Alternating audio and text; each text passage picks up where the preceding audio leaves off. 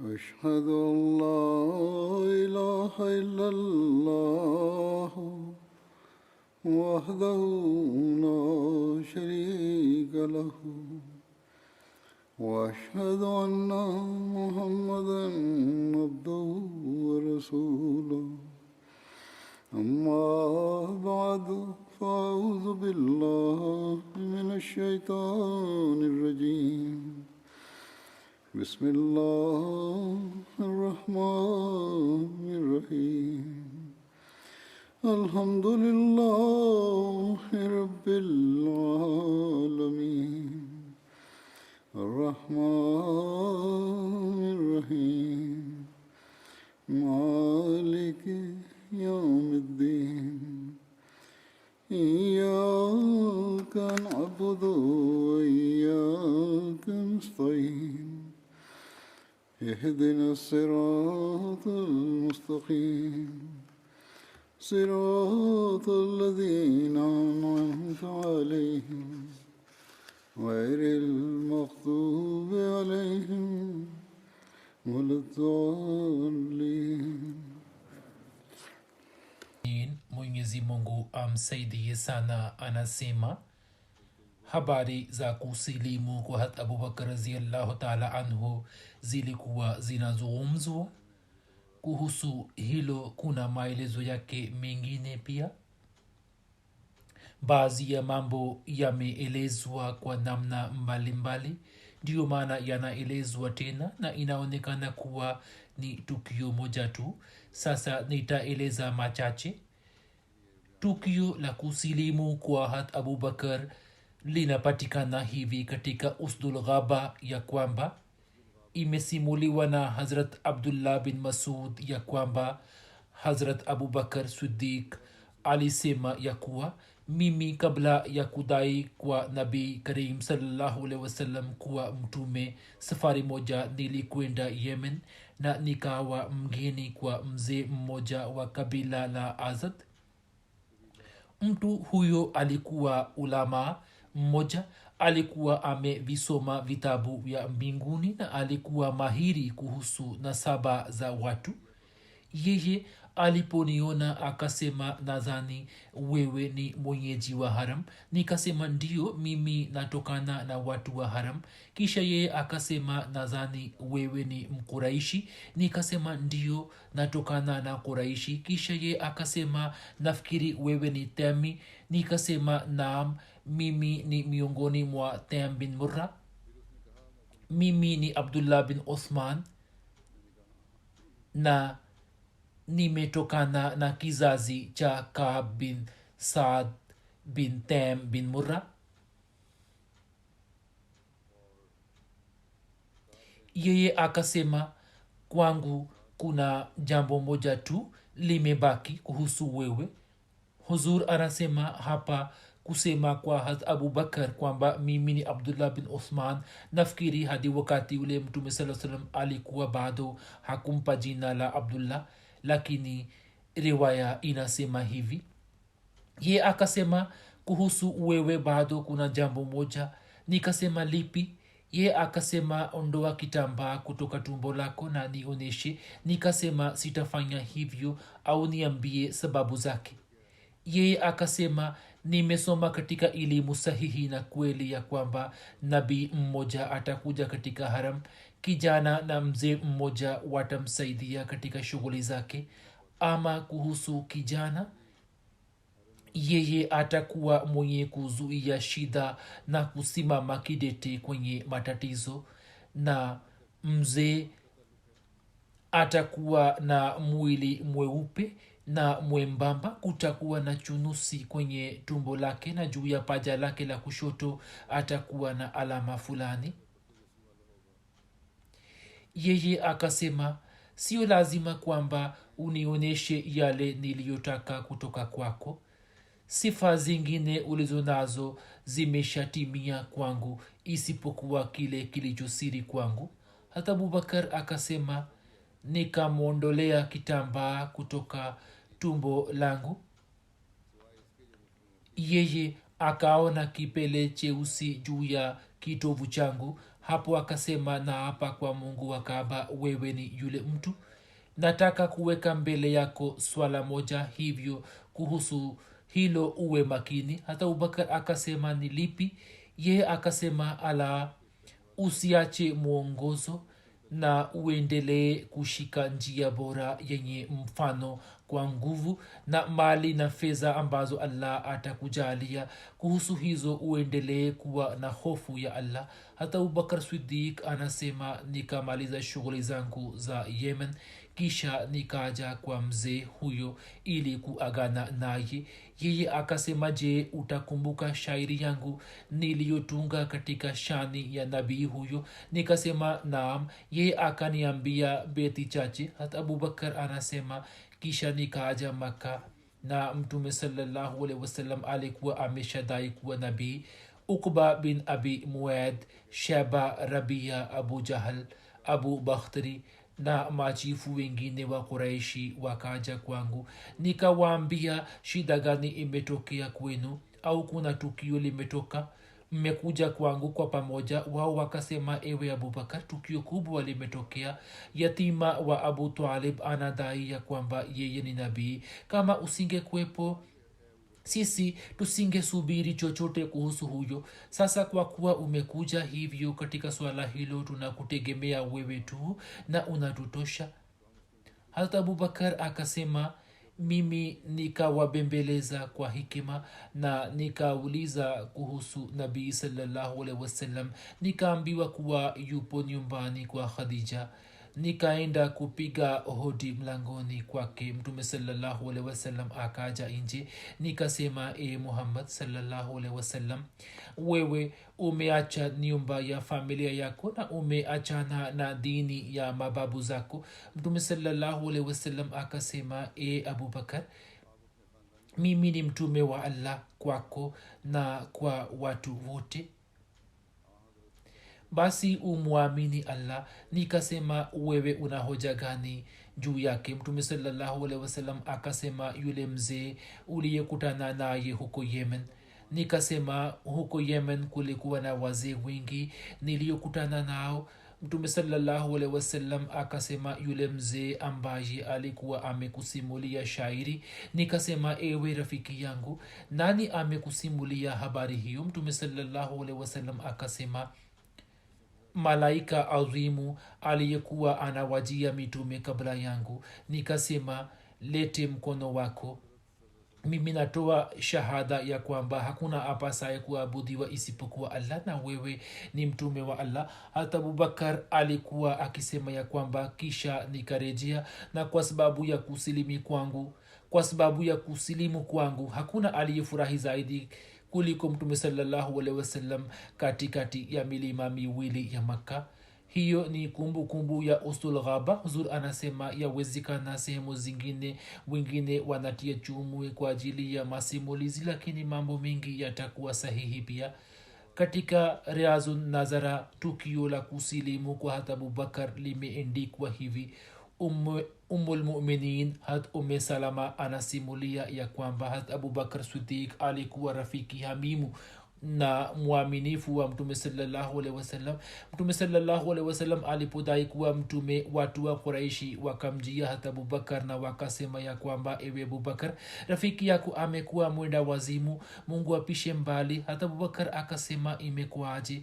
wao wakasema, yeye katika msikiti wa haram anawaita watu kwenye tauhidi, yani mungu mmoja, na anasema ya kwamba yeye ni nabii. hata abubakar siddiq radhiyallahu anhu akasema, je, amesema hivyo?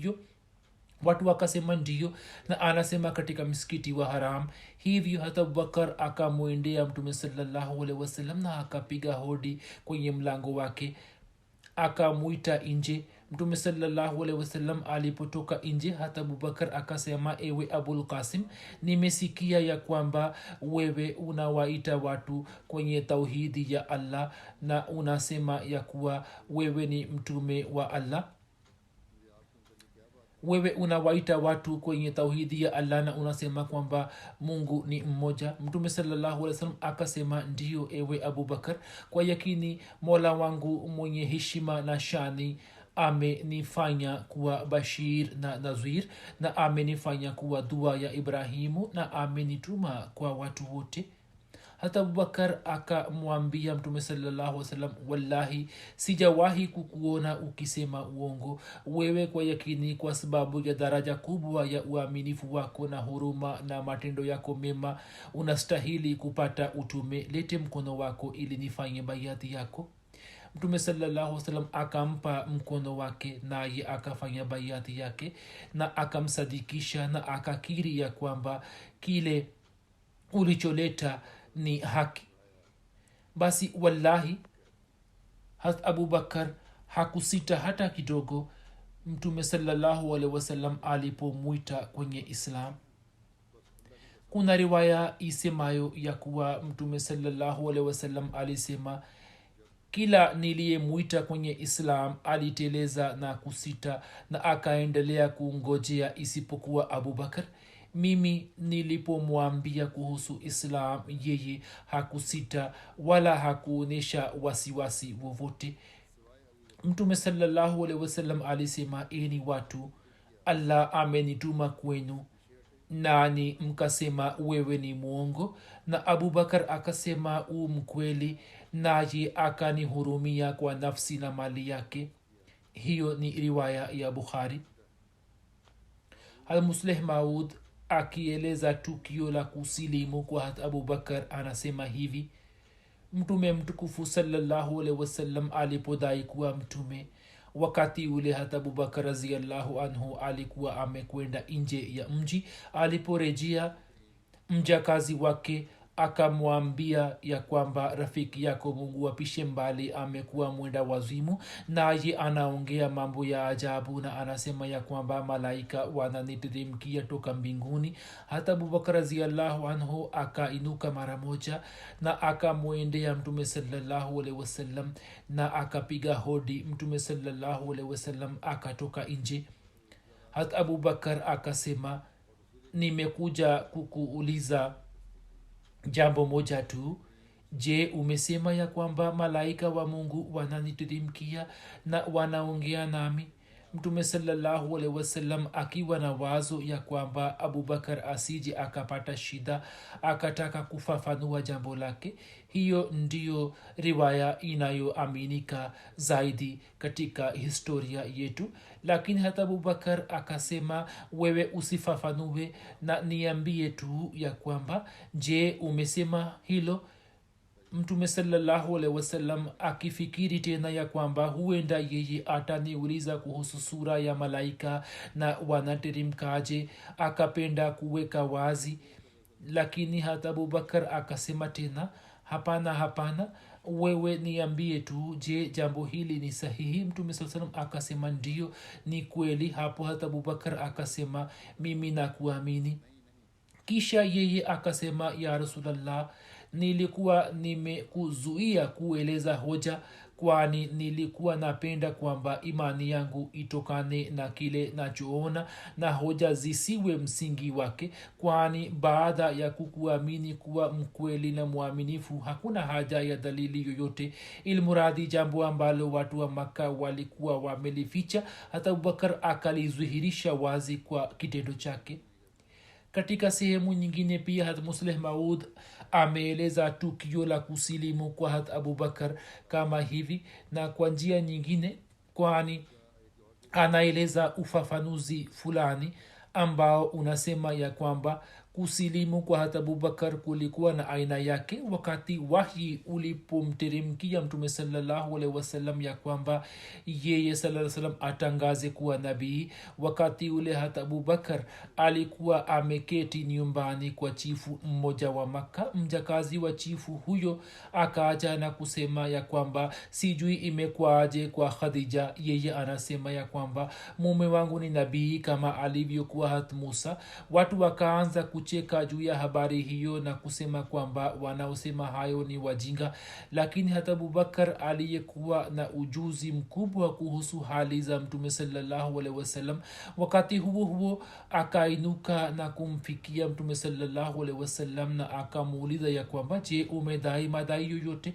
Mtume sallallahu alaihi wasallam akasema ndio, Allah amenituma kwa ajili ya kuirekebisha dunia na ameniamuru kufuta ushirikina. hata abubakar badala ya kuuliza swali lolote akamjibu ya kwamba naapa kwa mama na baba yangu ya kuwa wewe hukuwahi kusema uongo na siwezi kuamini ya kwamba utamtungia Allah uongo. Hivyo mimi naamini ya kwamba hakuna apasaye kuabudiwa isipokuwa Allah, nawe ni mtume wake.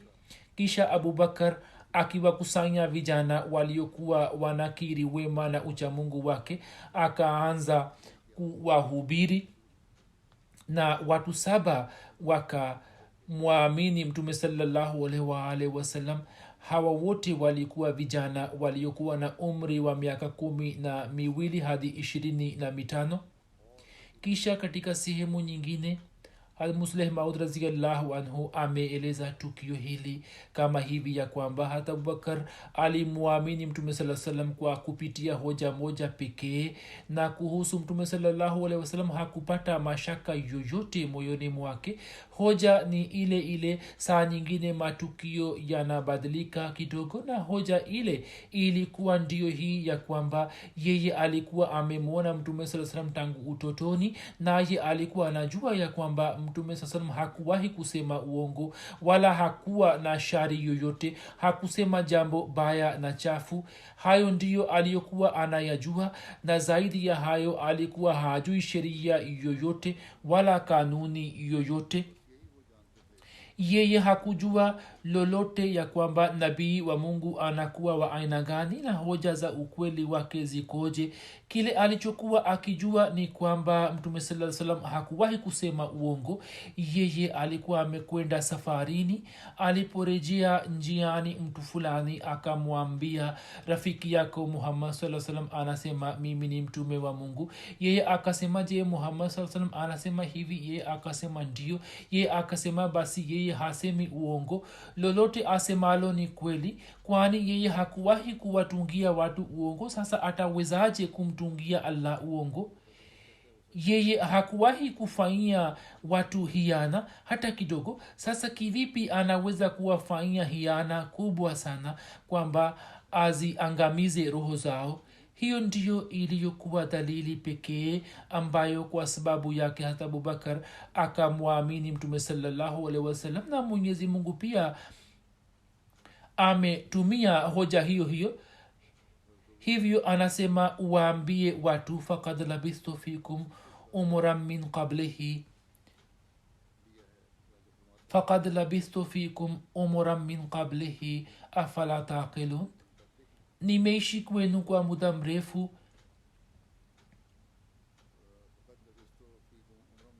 ebu angalieni katika muda huo wote siku wafanyeni uasi wowote. Sasa nawezaje kumfanyia Allah uasi? Hiyo ndiyo iliyokuwa dalili aliyoichukua Hadrat Abubakar, na akasema ya kwamba kama yeye anasema kwamba mimi ni mtume wa Allah, basi yu mkweli nami naamini. Baada ya hayo hakuna shaka yoyote iliyozalika moyoni mwake wala hakuonyesha uvivu wote. Yeye akakabiliana na mateso makubwa na akalazimika kuacha mali na watani na akalazimika kuwaua jamaa zake, lakini hakupata mashaka yoyote kuhusu ukweli wa mtume sallallahu alaihi wasallam. Safari moja Hazrat Musleh Maud alipokuwa akiwapa wafanya bayati miongozo na kuwafahamisha, basi katika maongezi yake alikuwa amewasimulia tukio hilo la Hazrat Abubakar la kumwamini mtume sallallahu alaihi wasallam.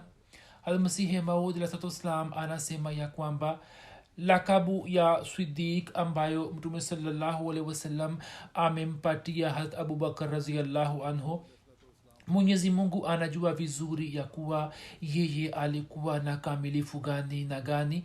Mtume sallallahu alaihi wasallam pia amesema ya kwamba daraja ya Hazrat Abubakar radhiyallahu anhu inatokana na kitu kilichomo moyoni mwake, na kama tuangalie kwa makini, basi kwa hakika imani aliyoonyesha hat abubakar ni vigumu kupata mfano wake. Na ukweli ndio huu ya kwamba katika kila zama mtu akitamani kupata kamilifu za Siddiq, ni muhimu kwake ya kwamba afanye juhudi kwa kadri awezavyo ya kujipatia sifa za abubakar, na kisha sawa na nguvu zake afanye maombi.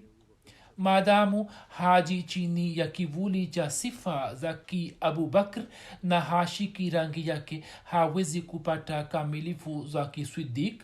Kisha akasema asili ya ki abubakar ni nini. Ili tuweze kufafanua kuhusu asili ya ki abubakar tunahitaji muda mwingi, lakini akasema kwa kifupi naeleza tukio moja tu, nalo ni ya kwamba mtume sallallahu alaihi wasallam alipodai kuwa nabii, wakati yule hata abubakar radhiallahu anhu alikuwa amekwenda Siria kufanya biashara. Aliporejea na bado alikuwa njiani tu, ndipo mtu mmoja akakutana naye. Hata abubakar akamuuliza kuhusu hali ya Makka, na akamuuliza kama kuna jipya. Kama ilivyo kawaida ya kwamba mtu anaporudi kutoka safari, basi akikutana na mwananchi wake njiani huwa anamuuliza kuhusu hali ya watani wake.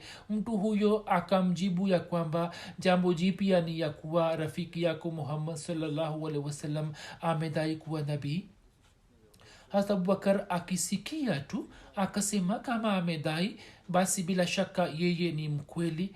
Kutoka tukio hilo moja tu tunaweza kujua ya kuwa jinsi yeye alivyokuwa na zana nzuri kwa mtume sallallahu alaihi wasallam, hakuona haja ya muujiza. Na huo ndio uhakika ya kwamba mtu anayedai muujiza ni yule tu asiyemjua mdai na awe na haja ya kujua zaidi. Lakini mtu akiwa na ujuzi barabara wa hali zote, yeye hana haja ya muujiza.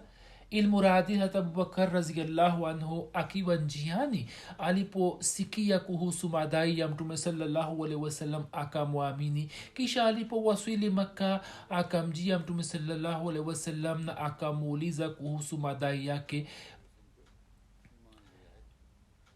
Mtume sallallahu alaihi wasallam akasema ndiyo, ni kweli. Hapo hata abubakar radhiallahu taala anhu akasema kwamba wewe uwe shahidi ya kwamba mimi ni msadikishaji wako wa kwanza.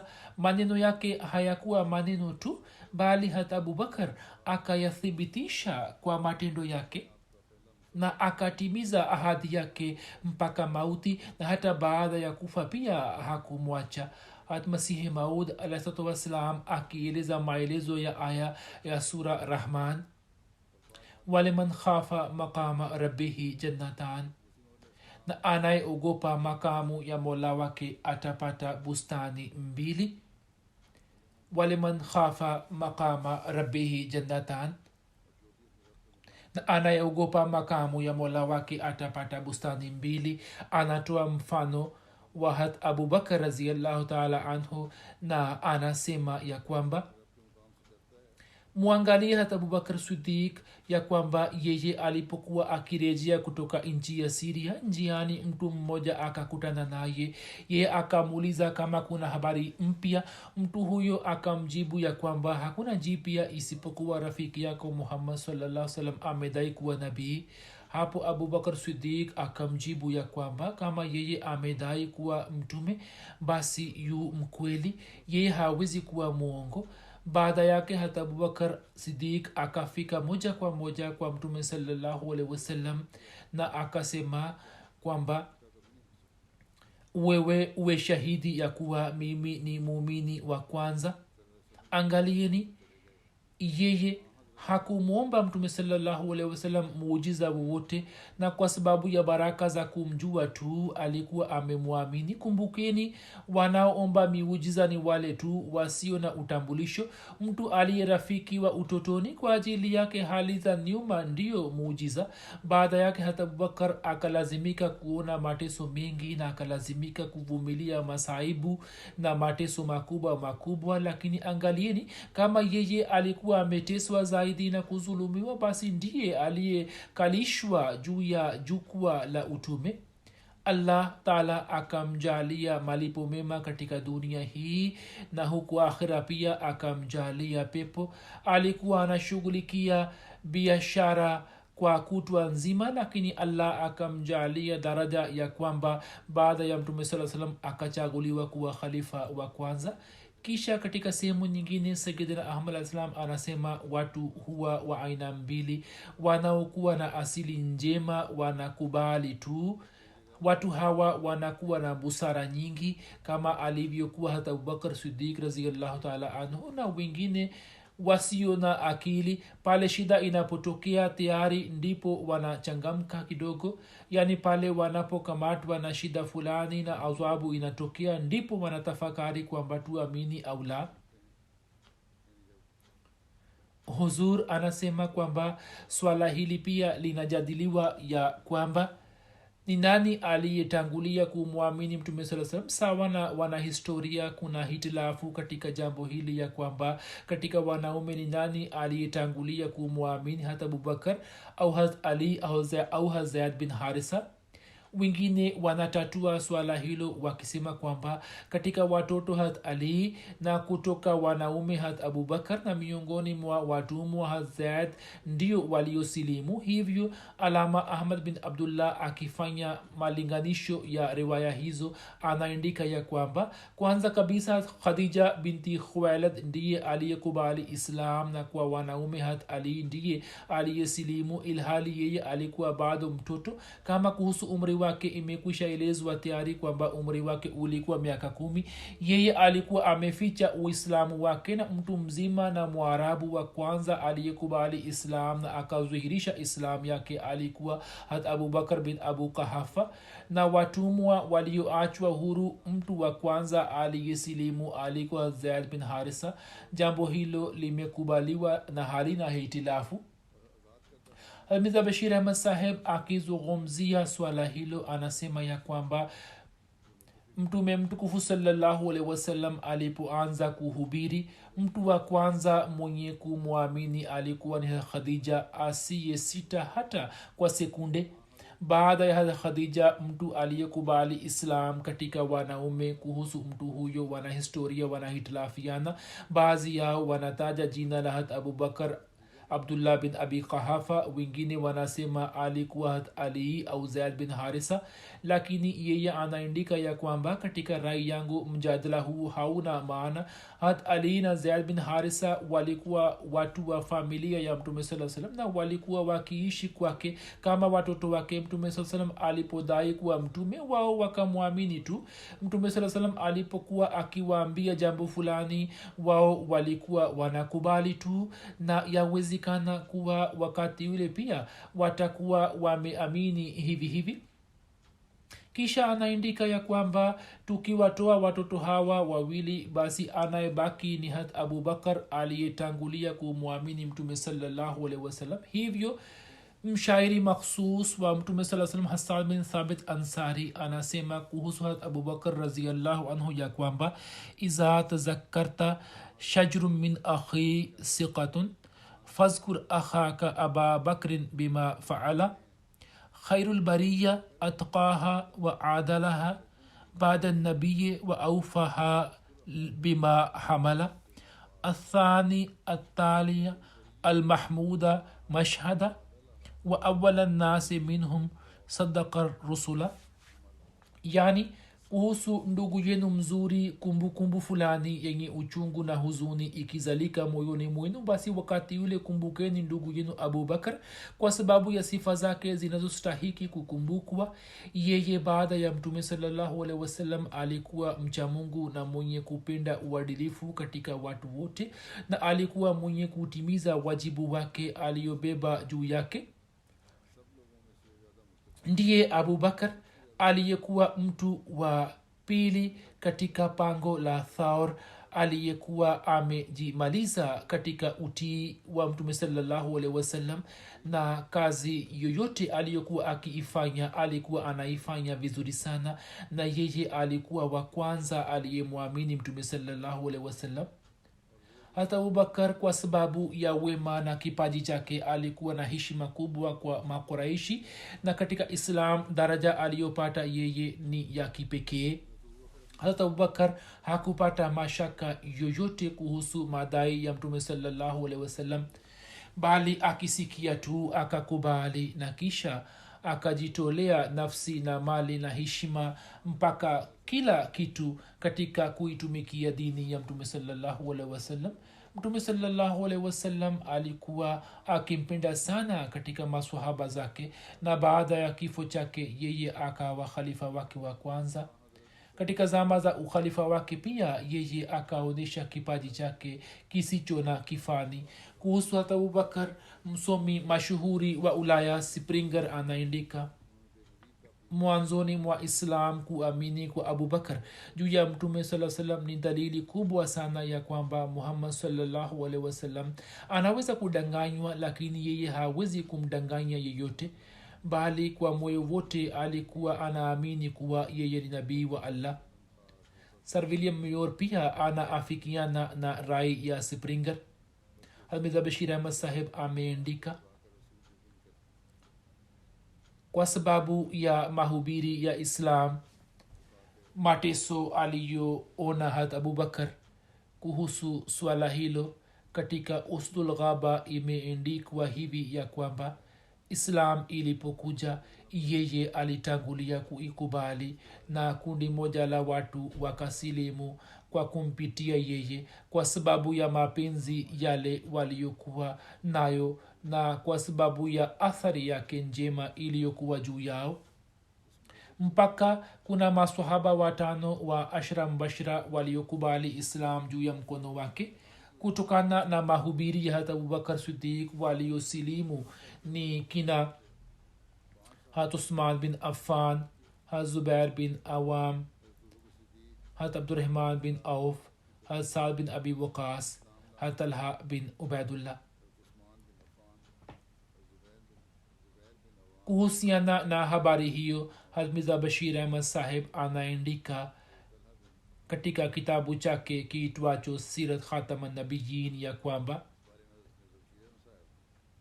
baada ya hadrat khadija, hadrat abubakar, hadrat ali na zaid bin harisa waliosilimu walikuwa watu 5 ambao kwa sababu ya tablighi ya hadrat abubakar waliamini, na wote hawa walipata heshima na daraja kubwa katika islam kiasi kwamba wanahesabiwa miongoni mwa wafuasi wa daraja ya juu. Majina yao ni kama yafuatayo: awal hat usman bin affan aliyetokana na kabila la banu umaya. Wakati wa kusilimu umri wake ulikuwa takriban miaka 30 baada ya hat umar. Yeye akachaguliwa kuwa khalifa wa 3 wa mtume saa salam. hat usman alikuwa ni mtu mwenye utu mwaminifu, akiwa na moyo laini, mkarimu na mtu tajiri. Hivyo katika nyakati nyingi alijitolea sana kwa ajili ya islam. Upendo wa mtume sallallahu alaihi wasallam kwa hat usman unazihiri kutoka jambo hili ya kwamba mtume saa salam alimpa mabinti zake 2 katika ndoa yake, ndiyo maana yeye anaitwa zulnorain. wa pili alikuwa ni abdurrahman bin auf kutoka kabila la banu zohra, kabila atokaye pia mama wa mtume muhammad sallallahu alaihi wasallam. alikuwa na mtu mwenye kutambua sana na mtu mstarabu. Ndiye aliyetatua swala la ukhalifa wa hat usman. wakati wa kusilimu alikuwa na umri wa miaka takriban 30. alifariki katika kipindi cha ukhalifa wa hat usman. Watatu alikuwa ni saad bin abi waqas aliyekuwa ni kijana wakati huo, alikuwa na miaka 19. yeye pia alitokana na kabila la banu zohra na alikuwa ni mtu jasiri sana katika zama za hat umar. yeye ndiye aliyepata ushindi wa iraq. alifariki dunia katika zama za amir muawia. wa 4 alikuwa ni zubair bin al awam ambaye alikuwa ni binamu wa mtume muhammad sallallahu alaihi wasallam, yani alikuwa ni mtoto wa safia binti abdul muttalib na baadaye aliweza kuwa mwanamkwe wa hat abubakar. yeye alitokana na kabila la banu asad na wakati wa kusilimu alikuwa na umri wa miaka 15 tu. mtume sallallahu alaihi wasallam alimpa lakabu ya hawari kwa sababu aliweza kutoa huduma makhsus katika vita vya khandak. zubair katika zama za hat ali baada ya vita vya jamal aliuawa shahidi. watano alikuwa ni talha bin ubaidullah aliyetokana na familia ya hat abu bakar yani kabila la banu tem na wakati huo alikuwa ni kijana. Talha pia alikuwa ni mtu mmoja wapo waliopenda sana islam. Katika zama za hat ali aliuawa shahidi katika vita vya jamal. Maswahaba hawa watano ni miongoni mwa ashra mbashira yani kati ya maswahaba 10 ambao mtume sallallahu alaihi wasallam aliwabashiria kutoka ulimi wake uliobarikiwa ya kwamba wataipata pepo na ambao walikuwa ni wafuasi wa karibu sana wa mtume sallallahu alaihi wasallam na walikuwa washauri wa mtume sallallahu alaihi wasallam.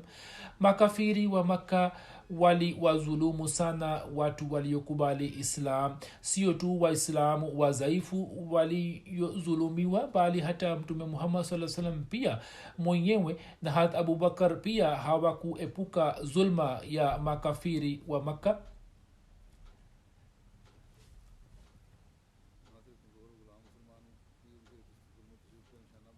Historia pia inatuonyesha na inatoa ushahidi ya kwamba wote wawili pia wakazulumiwa yani mtume mtukufu sallallahu alaihi wasallam na hata Abubakar Siddiq radhiyallahu ta'ala anhu.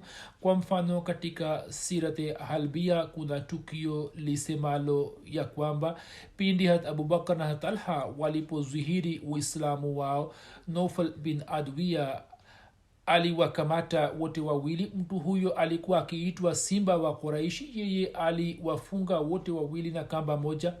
Hata kabila lao banu taim pia hawakuweza kuwasaidia chochote. Kwa sababu yake hata Abubakar na hata Talha wanajulikana kwa jina la qarinain yani watu wawili walio pamoja. Kwa sababu ya nguvu na zulma za Nawfal bin Adwiya, Mtume sallallahu alaihi wasallam alikuwa akisema Allahumma kfina sharra ibn Adwiya,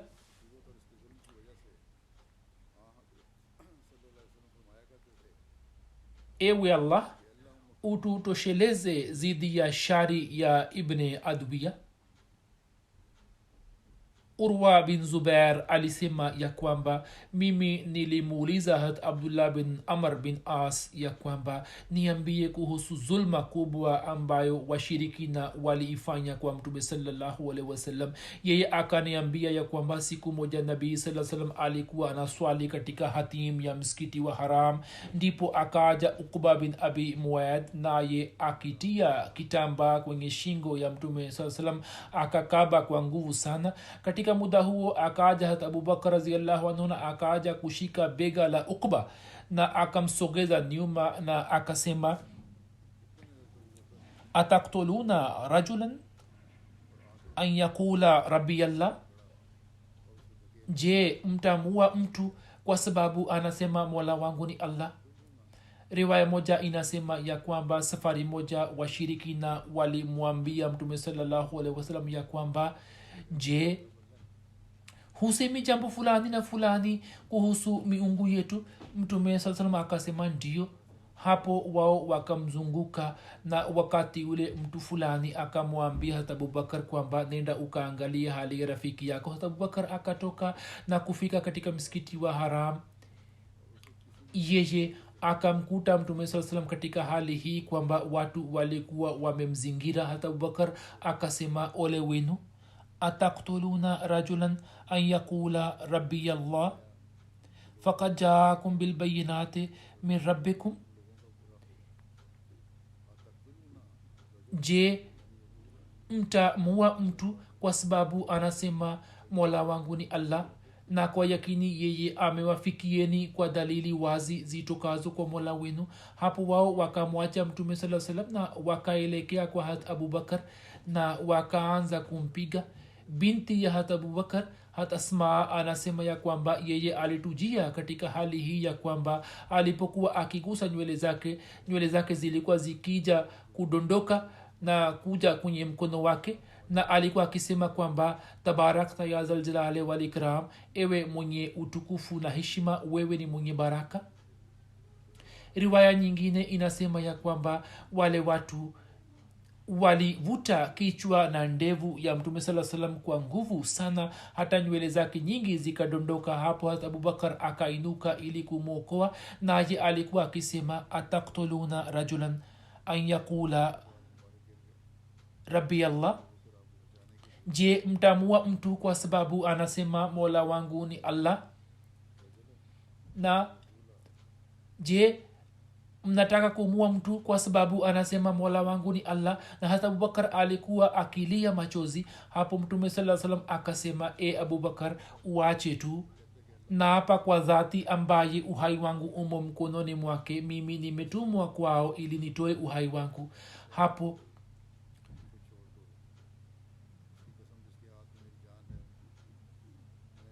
wao yani makafiri wakamwacha mtume sallallahu alaihi wasallam safari moja Hazrat ali aliwauliza watu akisema kwamba eni watu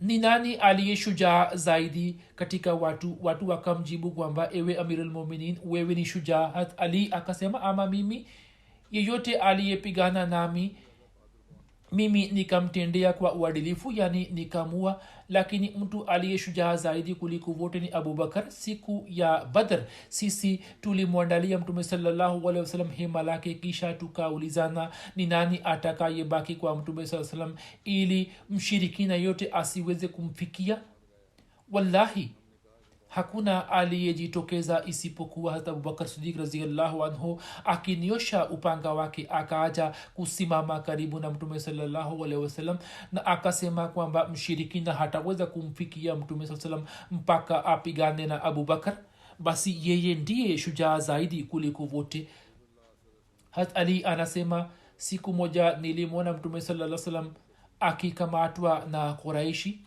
mmoja alikuwa akimkasirikia na mwingine alikuwa akimsumbua na watu walikuwa wakisema ya kwamba wewe umewabadili waabudiwa wote kuwa mwabudiwa mmoja wallahi yote akimkaribia mtume saa salam hat abubakar alikuwa akimpiga na kumfukuza na alikuwa akisema ole wenu ataktuluna rajulan an yaqula rabbi allah je mtamua mtu kwa sababu anasema mola wangu ni allah kisha hat ali akaondoa shuka yake na akalia machozi hadi ndevu zake zikalowa kisha akasema haki ya mungu je muumini wa ale firauni alikuwa mbora au hata abubakar aghlabu hat ali aliongea kuhusu muumini wa ale firauni kwa sababu katika qurani tukufu aya hii imenasibishwa na mtu yule wa ale firaun ambaye alikuwa ameficha imani yake na alikuwa anasema katika jumba la firauni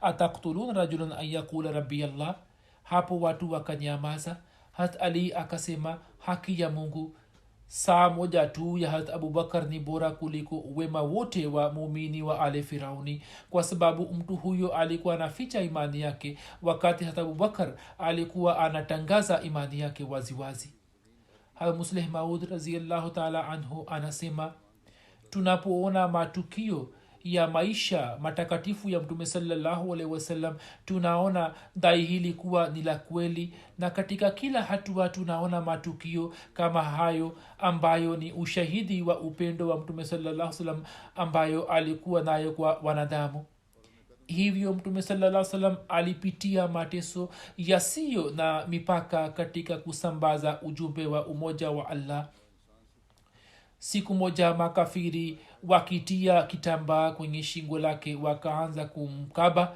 kwa nguvu mpaka macho yake yakawa mekundu na kutoka nje hata abubakar aliposikia akamkimbilia na kwa kumwona mtume saa salam katika hali hii ya uchungu machozi yakadondoka machoni mwake naye akiwasukuma nyuma makafiri wale akasema muwe na hofu ya allah je mnamtesa mtu kwa sababu anasema mola wangu ni allah masihi aliahidiwa anasema safari moja baadhi ya wapinzani walimkamata mtume saa salam alipokuwa peke yake na wakamtia kitambaa shingoni mwake na wakaanza kumkaba ilikuwa karibu afe kwa bahati tu hat abubakar akaja na akamuokoa hapo wao wakamshambulia hata abubakar na kumpiga vibaya hadi akazimia na kuanguka chini kuhusu hata abubakar zipo riwaya zinazoeleza jinsi alivyowakomboa watumwa imeandikwa ya kuwa hata abubakar alipokubali islam alikuwa na dirhamu 40 ambazo akazitumia katika njia ya allah na akawaachia huru watu 7 ambao walikuwa wakiteswa kwa sababu ya allah aliwaachisha hat bilal amir bin fuhera zunaira mahadvia na binti yake binti mmoja wa bani mumal na umme awes. hat bilal alikuwa mtumwa wa banu juma na umaya bin khalf alikuwa anamtesa sana. kuna riwaya inayosema hat bilal aliposilimu wakuu zake wakamkamata na wakamlaza chini na wakaweka juu yake mawe na ngozi ya ngombe na wakasema mola wako ni Lat na Uzza. lakini hat bilal alikuwa akisema ahad ahad. na hata abubakar akaja kwake na akasema hadi lini mtamtesa mtu huyo? msimuliaji anasema hata abubakar akamnunua hat bilal kwa okia 7 na kumwacha huru, yani okia moja ni sawa na dirhamu 40, yani akamnunua kwa dirhamu 280. kisha hat abubakar akamuuliza mtume saa salam tukio hilo. mtume saa salam akasema ewe abubakar, ulishiriki mimi pia katika wema huo? hat abubakar akasema ya rasulllah, mimi nimemwacha huru. hat amir bin fuhera alikuwa mtumwa mwenye asili ya afrika. yeye alikuwa mtumwa wa tufail bin abdullah bin sakhbara ambaye upande wa mama alikuwa kaka wa hat aisha radhiallahu taala anha. hat amir alikuwa miongoni mwa wale waliotangulia kukubali islam na akapata mateso mengi katika njia ya allah. hata abubakar akamnunua na kumwacha huru. hazinira rumi alikuwa miongoni mwa wanawake waliotangulia kukubali islam. yeye alikuwa amekubali islam katika siku za mwanzoni. washirikina walikuwa wakimtesa sana. inasemekana kuwa yeye alikuwa mjakazi wa banu makhzum na abu jehl alikuwa akimtesa sana, na inasemwa kuwa yeye alikuwa mjakazi wa banu abduddar. yeye alipokubali islam akapoteza uwezo wa kuona. hapo washirikina wakasema Lat na Uzza kwa sababu ya kukataliwa kwao wamemfanya zinira kuwa kipofu. hapo hazinira akasema Lat na Uzza hawajui kwamba ni nani anayewaabudu, watawezaje kunipofua? wao wenyewe hawawezi kuona lolote, hilo limetoka mbinguni tu, ni matakwa ya allah kwamba nimekuwa kipofu na mungu wangu ana uwezo wa kurejesha macho yangu. akawajibu makafiri. siku ijayo alipomka asubuhi, allah alikuwa amemrudishia uwezo wake wa kuona, macho yake yalikuwa yamepona. hapo kuraishi wakasema hiyo imetokana na uchawi wa muhammad. hata abubakar alipoona mateso yake akamnunua na kisha akamwacha huru. huzur amesema habari hizi za ukombozi bado zinaendelea. inshallah nitaeleza tena katika hutuba ijayo.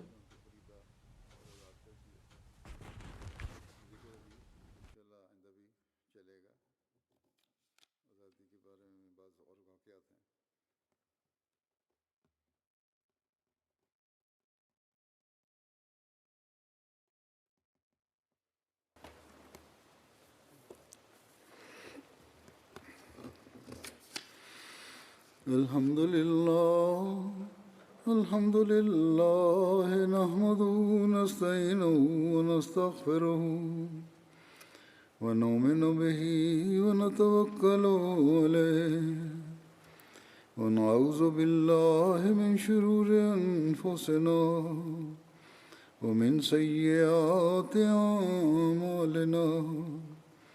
من يهده الله فلا مضل له ومن يضلل فلا هادي له. ونشهد أن لا إله إلا الله ونشهد أن محمدا عبده ورسوله. عباد الله رحمكم الله، إن الله يأمر بالعدل والإحسان وإيتاء ذي القربى وينهى عن الفحشاء والمنكر والبغي يعظكم لعلكم تذكرون. اذكروا الله يذكركم وادعوه يستجب لكم ولذكر الله أكبر.